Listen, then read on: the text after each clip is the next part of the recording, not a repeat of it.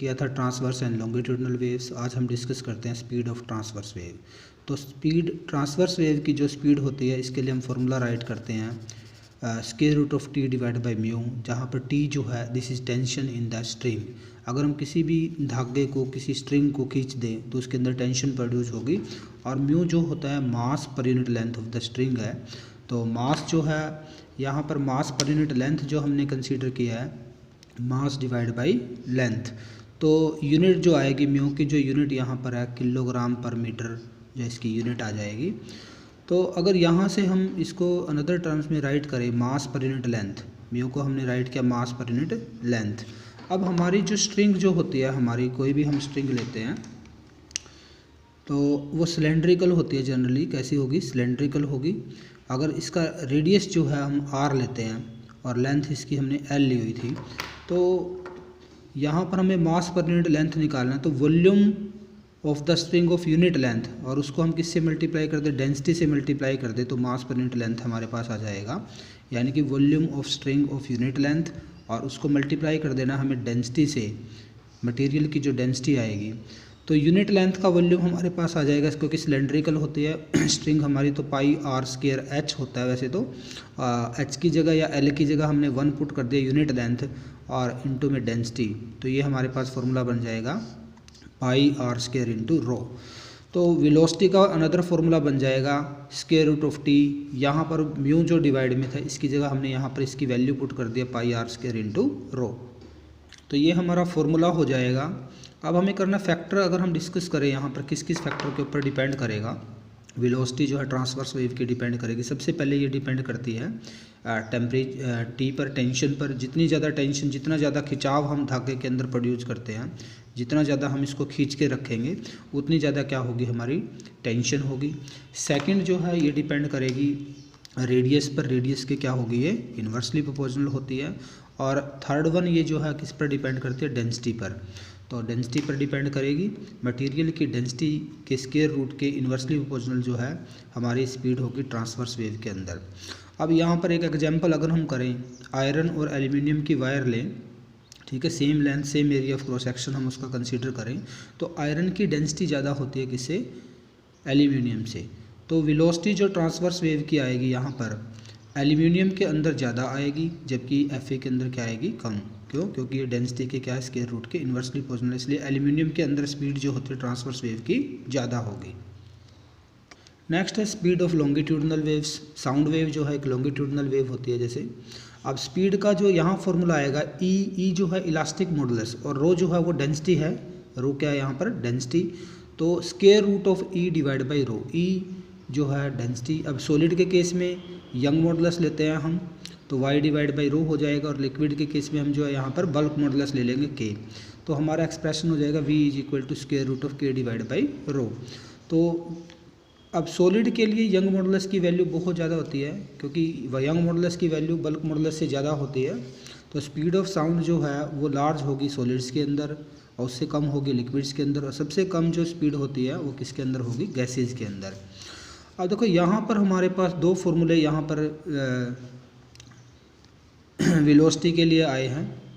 तो ये दो फॉर्मूले जो है एयर के अंदर, एक तो न्यूटन ने दिया है, न्यूटन ने जो फॉर्मूला दिया है वी स्पीड ऑफ साउंड का, this is equal to square root of K जो है इलास्टिक मॉडुलस जो हमने बल्क मॉडुलस जो लिया है, और डिवाइड बाई क्या आ जाएगा? रो जो है डेंसिटी। अब देखो क्या कंसीडर किया न्यूटन ने ये कंसीडर किया कि साउंड जब किसी भी मीडियम में से ट्रैवल करती है तो टेम्परेचर जो है मीडियम का क्या रहेगा? कांस्टेंट रहेगा। यानी कि ये जो कंप्रेशन और रेयरफेक्शन की जो प्रोसेस होती है वो प्रोसेस कैसी है? हमारी आइसोथर्मल प्रोसेस है। इसने इसको आइसोथर्मल माना है, और आइसोथर्मल मान करके एसटीपी कंडीशन, स्टैंडर्ड टेम्परेचर और प्रेशर की कंडीशंस यूज की। तो यहाँ पर जो वेलोसिटी की वैल्यू उसने डिराइव की है उसके अकॉर्डिंग वेलोसिटी जो आती है एयर के अंदर, साउंड की वेलोसिटी जो है वो 280 मीटर पर सेकंड आती है, जबकि एक्चुअल में साउंड की स्पीड जो है 331 मीटर पर सेकंड के आसपास है, या 332 भी लिखा हुआ कई बुक्स में, तो इसके आसपास है। यहाँ पर काफ़ी वेरिएशन आ जाता है। तो इसका मीनिंग न्यूटन ने जो फॉर्मूला दिया है वो हमारा जो है अगर हम मैथमेटिकली यहाँ पर इसको प्रूव करने की कोशिश करें तो कहीं ना कहीं वेरिएशन आ जाता है, यानी कि एरर आ जाता है इसके अंदर। तो न्यूटन का फॉर्मूला करेक्ट नहीं था, तो लैपलस ने इसके अंदर कुछ चेंज किया। और लैपलस ने क्या सपोज किया, लैपलस ने सपोज किया जो कंप्रेशन और रेयर फ्रैक्शन की जो प्रोसेस होगी वो आइसोथर्मल ना होकर के कैसी प्रोसेस होगी, एडियाबैटिक प्रोसेस होगी। और यहाँ पर उसने फॉर्मूला लिखा है, देखो के को यहाँ पर जो है प्रेशर के टर्म में राइट कर दिया है। अगर मान लो यूनिट स्ट्रेन वहाँ पर प्रोड्यूस होती है तो प्रेशर डिवाइड बाय डेंसिटी आ जाएगा। तो लैपलस फॉर्मूला जो है, लैपलस ने अब ये गामा कांस्टेंट यूज किया है, जो कि हमने पढ़ा हुआ गामा सीपी और सीवी का जो रेशियो होता है उसको बोलते हैं हम। तो उसके अकॉर्डिंग, लैपलस के अकॉर्डिंग जो है, अगर इस फॉर्मूले के अंदर वैल्यू पुट करें, गामा की वैल्यू एयर के लिए 1.41 होती है, और बाकी एसटीपी कंडीशन हम यूज करें स्टैंडर्ड टेम्परेचर और प्रेशर की कंडीशन, तो ये जो हमारा वैल्यू आएगी यहाँ से वेलोसिटी की जो वैल्यू आती है वो हमारी 332.5 मीटर पर सेकेंड आती है, जो कि ये वैल्यू जो है हमारी इस वैल्यू के बिल्कुल क्लोज है। ठीक है, 331 मीटर पर सेकंड के बिल्कुल क्लोज है। तो इसका मीनिंग लैपलस ने जो फॉर्मूला दिया है साउंड की स्पीड का एयर के अंदर, ये जो फॉर्मूला यहाँ पर लिखा है, तो ये फॉर्मूला जो था इसकी करेक्शन करके लिखा है, न्यूटन्स फार्मूले में करेक्शन करके राइट किया है, तो इसलिए इसको करेक्टेड फार्मूला भी बोलते हैं हम। तो ये लैपलस का फार्मूला हमारे पास साउंड के लिए आ गया। नेक्स्ट जो इम्पोर्टेंट प्रिंसिपल गिवन है, principle of superposition of waves. Meaning क्या है, सुपरपोजिशन प्रिंसिपल क्या कहता है, this principle states that the resultant displacement of A particle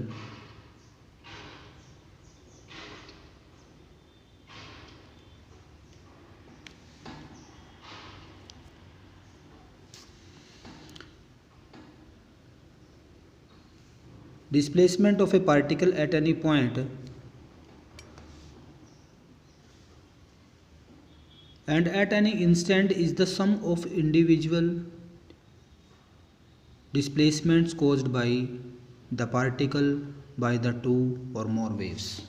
meaning समझने की कोशिश करें इसका भी। मीनिंग क्या है कि अगर हम एक ये कंसीडर कर लें,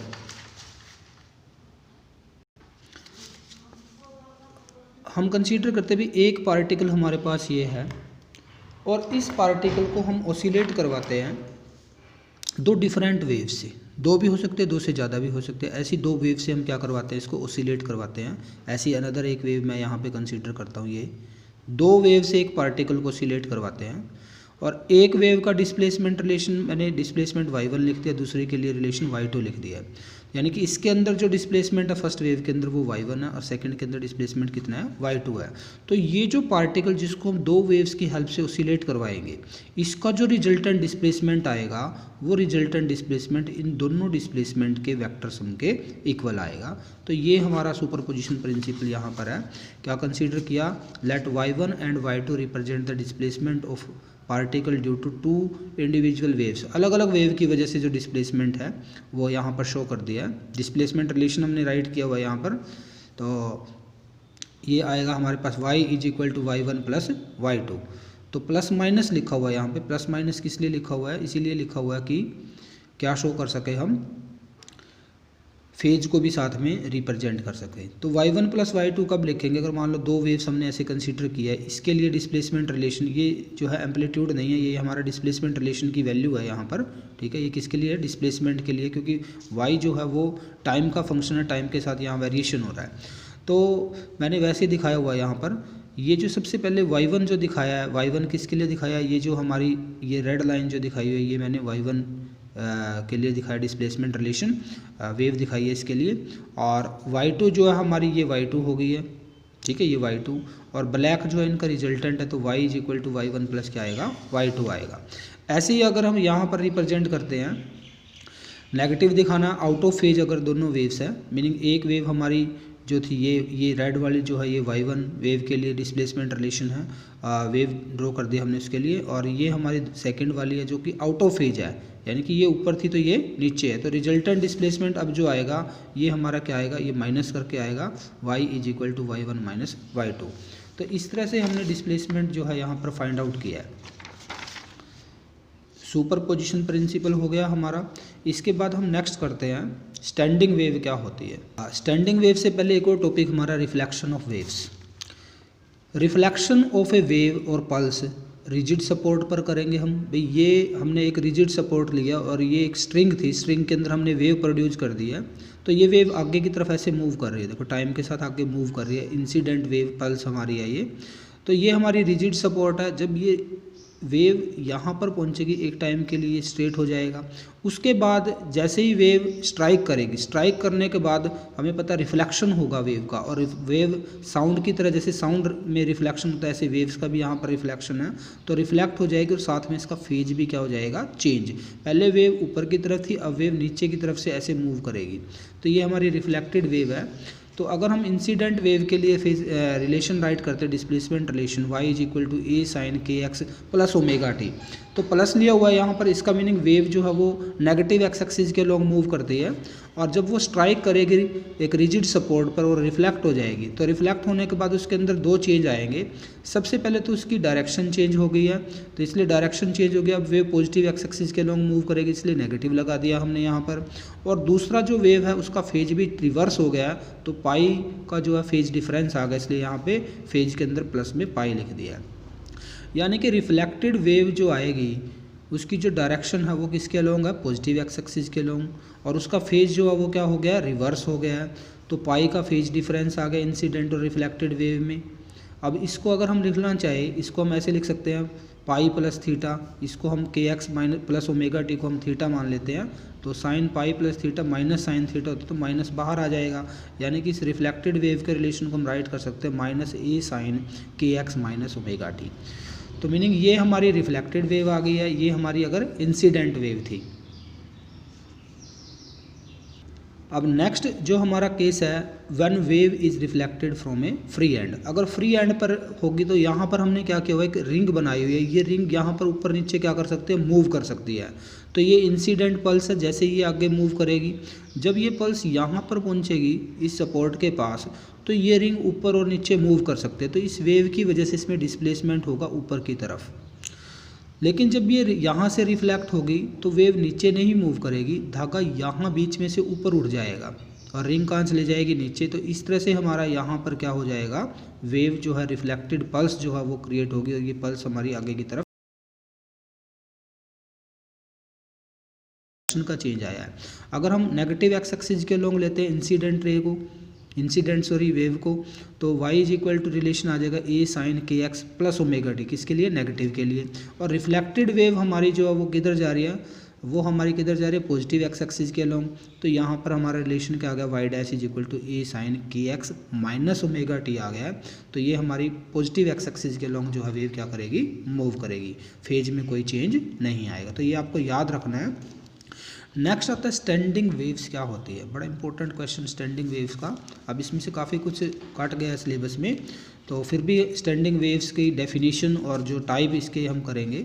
तो स्टैंडिंग वेव क्या होती है, when two progressive waves, progressive कौन सी वेव होती है, जो वेव मूव करती है, progressive wave of same amplitude, उनका एम्पलीट्यूड सेम हो, and period and travelling in opposite direction, उनका जो टाइम पीरियड है वो भी सेम, यानी कि फ्रीक्वेंसी भी सेम होनी चाहिए, एम्पलीट्यूड भी सेम होना चाहिए, but travelling in opposite direction में मूव करते हो सेम स्पीड के साथ। मीनिंग दो प्रोग्रेसिव वेव जिनका एम्पलीट्यूड सेम हो, जिनका फ्रीक्वेंसी सेम हो, जिनका टाइम पीरियड सेम हो, जो सेम स्पीड के साथ ट्रैवल करते हो बट इन अपोजिट डायरेक्शन।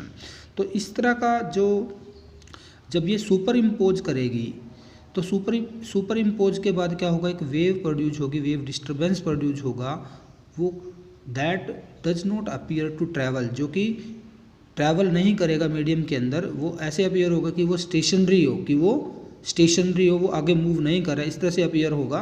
तो इस तरह की वेव को हम बोलते हैं क्या, स्टेशनरी और स्टैंडिंग वेव्स। स्टेशनरी वेव भी कह देते हैं इनको, स्टैंडिंग वेव भी कह सकते हैं। मीनिंग इस तरह की वेव जो है क्रिएट होगी जो मीडियम के अंदर प्रोग्रेस नहीं करते, एक जगह पर स्टैंडिंग है, इसलिए बोलते हैं इनको स्टैंडिंग वेव्स। तो दो तरह की स्टेशनरी वेव्स हमारे पास है, स्टेशनरी वेव जो है ट्रांसवर्स स्टेशनरी वेव, और दूसरी है हमारी लॉन्गिट्यूडनल स्टेशनरी वेव। तो ट्रांसवर्स स्टेशनरी वेव क्या होती है, a stationary wave form due to the superposition of two identical transverse progressive waves, यानी कि जब दो ट्रांसवर्स प्रोग्रेसिव वेव मीडियम के अंदर सेम स्पीड के साथ ट्रैवल करेगी बट इन अपोजिट डायरेक्शन, तब जो स्टैंडिंग वेव क्रिएट होती है, जो स्टेशनरी वेव क्रिएट होती है उसको बोलते हैं ट्रांसवर्स स्टेशनरी वेव। यानी कि दो ट्रांसवर्स स्टेशनरी वेव से जो wave create standing wave create होगी उसको हम बोलते हैं ट्रांसवर्स स्टेशनरी वेव। एग्जांपल क्या है, stationery wave produced in the vibrating string of A sonometer.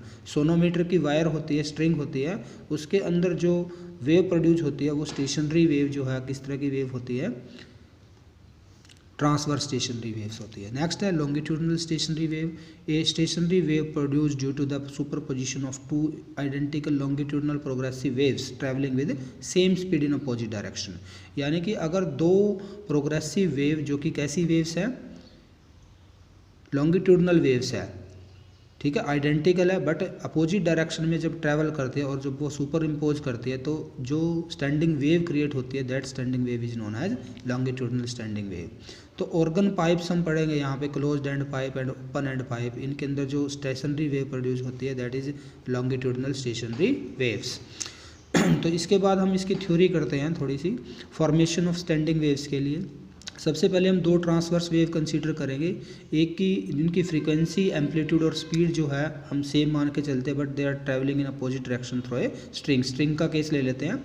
तो wave travelling along positive X axis is represented by, यानी कि जो पॉजिटिव एक्स एक्सिस के अलोंग होगी उसको हम ऐसे लिखेंगे y1 a sin kx minus omega T progressive wave के लिए इक्वेशन होती है। नेगेटिव लगा तो इसका मीनिंग पॉजिटिव एक्स एक्सिस के अलोंग मूव करती है, जबकि दूसरी भी वेव उसका भी एम्पलीट्यूड सेम है, उसकी फ्रीक्वेंसी भी सेम है, और तो वहाँ पर हमने वो नेगेटिव वाई एक्सिस के अलोंग नेगेटिव एक्स एक्सिस के अलोंग मूव करती है, तो y2 is equal to a sin kx plus omega T. दोनों के लिए हमने रिलेशन राइट कर दिया, इक्वेशन 1 से हमने राइट किया जो वेव पॉजिटिव एक्स एक्सिस के लॉन्ग मूव करते हैं, और 2 से हमने रिप्रेजेंट किया जो वेव नेगेटिव एक्स एक्सिस के लॉन्ग मूव करती है। अगर इनका सुपर पोजिशन होगा तो सुपर पोजिशन प्रिंसिपल लगाएंगे। सुपर पोजिशन प्रिंसिपल के अकॉर्डिंग क्या आएगा, y is equal to y1 plus y2 आ जाएगा। तो वैल्यू पुट कर देंगे, a sin kx minus omega T y1 की वैल्यू है, y2 की वैल्यू हमारे पास है a sin kx plus omega T. a दोनों में से कॉमन आ जाता है तो हमने कॉमन ले लिया, बाकी को एज इट इज़ राइट कर दिया, साइन के X minus omega T sine के एक्स प्लस ओमेगा टी। अब यहाँ पर हमें एक फॉर्मूला यूज करना है sine C plus sine D का, ये होता है sine 2 sine of C plus D by 2 cos of C minus D by 2।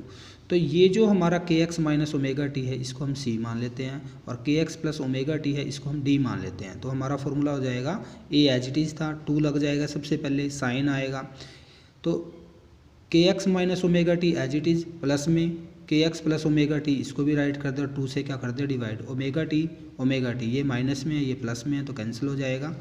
तो यहाँ अब सेकंड वाले में क्या करना है, माइनस करना है, तो यहाँ पे माइनस में हो जाएंगे दोनों, माइनस का के एक्स माइनस का ओमेगा टी, के एक्स से के एक्स कैंसिल डिवाइड बाई 2, तो 2 के एक्स प्लस के एक्स 2 के एक्स डिवाइड बाई 2, तो यहाँ से के एक्स बचेगा। ऐसे यहाँ से माइनस ओमेगा टी तो माइनस का 2 ओमेगा टी डिवाइड बाई 2 से डिवाइड करेंगे तो माइनस का ओमेगा टी, और cos of minus theta cos theta होता है इसलिए इसको हम cos of omega T right कर सकते हैं। तो ये हमारा फॉर्मूला बना है जिसमें से ये जो आगे की जो वैल्यू है 2a साइन के एक्स, इसको हम एम्पलीट्यूड राइट करेंगे, amplitude of the resultant standing wave. तो a से रिप्रेजेंट कर दिया, तो ये हमारी रिजल्टेंट वेव आ गई है। तो एम्पलीट्यूड जो आएगा अब इसके ऊपर हम कंडीशन लगाएंगे ये कब मैक्सिमम होगा कब मिनिमम होगा। तो एम्पलीट्यूड कब मैक्सिमम होगा, अगर साइन के एक्स की वैल्यू मैक्सिमम होगी, और साइन के एक्स की वैल्यू मैक्सिमम 1 होती है, और कब मैक्सिमम होती है ये पाई बाई 2 पे, 3 पाई बाई 2 पे, ठीक है। ऐसे ओड मल्टीपल ऑफ जो हमारा पाई आएगा, ठीक है, यहाँ से हम ये फॉर्मूला लिखेंगे K X is equal to N plus 1 by 2 into pi, यानी कि यहाँ से ये जो है हमारा पाई बाई 2 हो जाएगा, क्या हो जाएगा पाई बाई 2। 0 पुट करेंगे तो n की जगह पाई बाई 2 आएगा, 1 पुट करेंगे तो 3 पाई बाई 2 आ जाएगा, ठीक है, 2 पुट करेंगे तो 5 पाई बाई 2 आ जाएगा, 3 पुट करेंगे तो 7 पाई बाई 2 आ जाएगा, और k जो है propagation constant 2 pi upon lambda value होती है इसकी, पुट कर देंगे 2 pi upon lambda into X is equal to n plus 1 by 2 into pi, pi से पाई कैंसिल। तो x का जो फॉर्मूला बनेगा यानी कि किस पोजीशन पर हमारा मैक्सिमम बनेगा वो हमारी पोजीशन आ गया n plus 1 by 2 into lambda by 2। तो ये p से मैंने इक्वेशन को राइट किया है।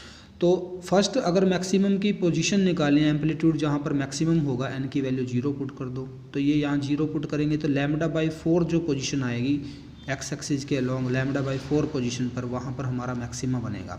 ऐसे ही सेकंड मैक्सिमम की पोजीशन निकाले तो n की वैल्यू 1 पुट कर देंगे तो 3/4 λ आ जाएगा।